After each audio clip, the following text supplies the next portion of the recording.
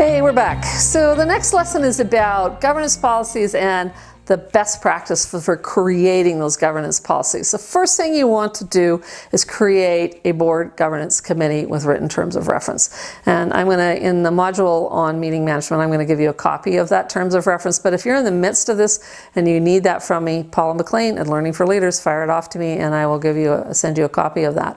The second thing is to make sure that we brainstorm what are the key parts of the policy that we need to put. So take that template that I just shared with you and flesh it out, but just at the what level, at the policy level. So find some more of those headings that are in the template and figure out what are the things that we need to have that are going to be important to our organization. So that's getting your structure right. And if you have to create some new sections or some different sections, by all means, just make that happen.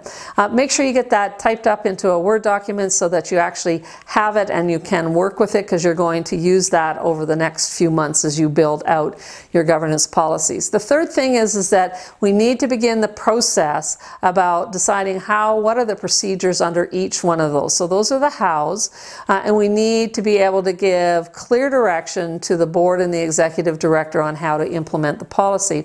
Let me tell you the best way to do that is when you meet, and I just finished a process not long ago where we met one Sunday. That was the day that everybody could get together. We met one Sunday for about 4 hours, and the group on the governance committee brainstormed the practices. I stood at the flip chart and wrote down, and yes, I actually am left-handed, wrote down all of the details, bullet point form, and then I took those flip chart sheets away and started to turn them into words. It works beautifully. It works every time that we use them. And the reason for it is that if you try to wordsmith in a group, and you'll see in bright highlighted yellow letters, don't do it. It drives people crazy. You have people who don't care so much about words, and they're good with whatever anybody writes. And then you got some people who are the English teachers and the writers and residents, and they're going to get picky. They're picky with grammar. They're picky with sentence structure. They're picky with how things are said. Give somebody the task of jotting the notes on the flip chart when you work on this. Point form bullets, that's fine.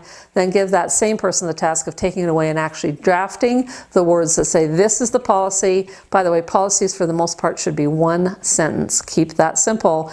And here are the procedures. Here are the how. 1, 2, 3, 4, 5, through to whatever number you need. Then bring that chunk, just that section, back to the committee and let them mess and fix and tweak that. Okay, that is far easier because you're working from something that's already on paper. You're working from a straw man, a straw dog, a draft. And it's very helpful to have something in front of you rather than trying to be in a group of 3, 4, or 5 people on a Sunday afternoon trying to write words on paper. It's crazy making, just don't go there. Voice of experience talking to you here. Fifth thing on the list is then review, revise, tweak the draft as a committee.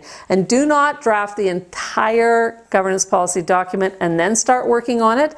Draft a piece of it, do your brainstorming, draft a piece of it, fix that draft, then add to it the next piece and the next piece and the next piece. And when you have a major chunk finished, then review all of that.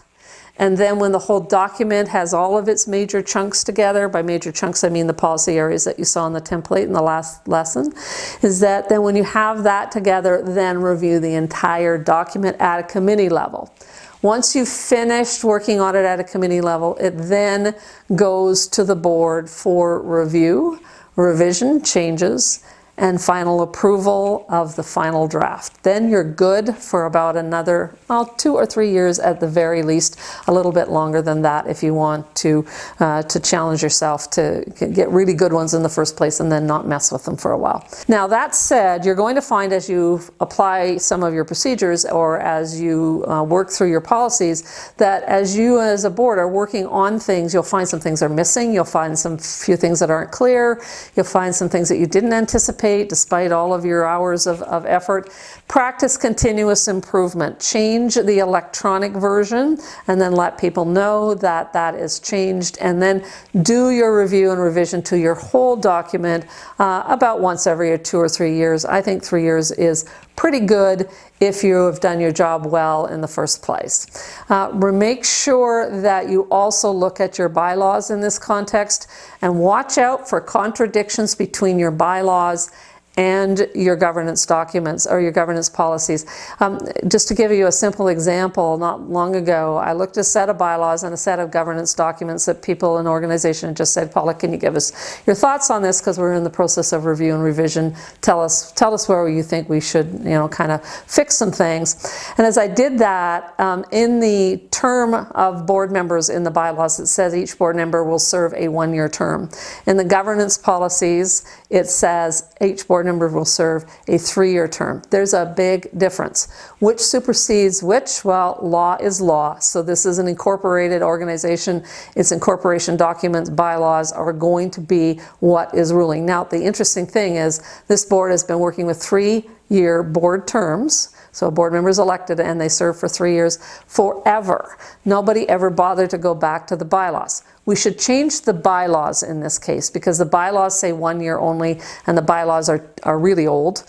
So we need to change the bylaws, but that can be a real pain in the neck because it often involves approvals by other authorities in your jurisdiction, your state government, a municipality, or your provincial government, whatever. And every jurisdiction is slightly different, so know what is required when you go about changing your bylaws.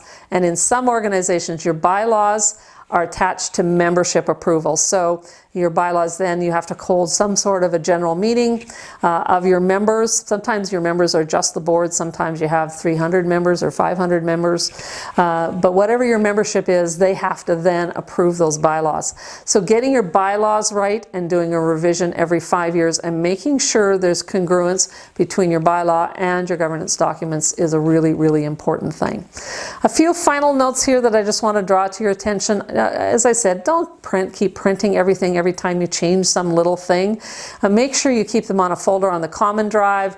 Create a board portal and create a senior management portal so that you can have instant access to that, and keep one paper copy of those bylaws in a binder or in a folder of some sort of physical document and bring it to board and committee meetings.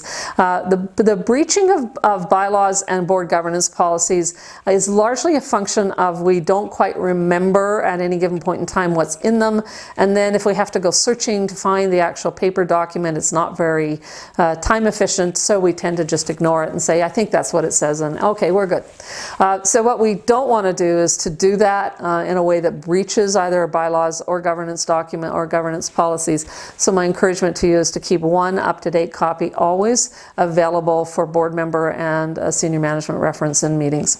The thing that we also need to do is somebody on the board should get into the habit of asking a really important question, is say, do we have a policy on this to guide us? And then go check. Because if we don't ask that question, we might have a policy that we have now just broken with a decision, or we might have a gap in our policy, and this is a golden opportunity to just write a policy and some procedures that will bring our governance policies up to date.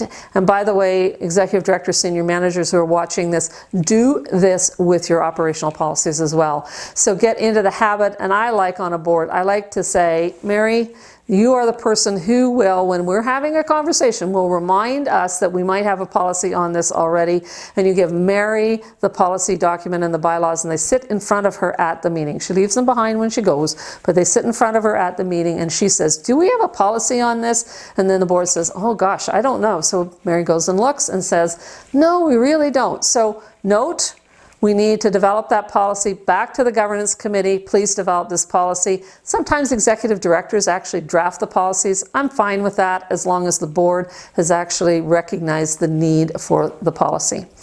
That's the end of this lesson. Please continue to the next lesson.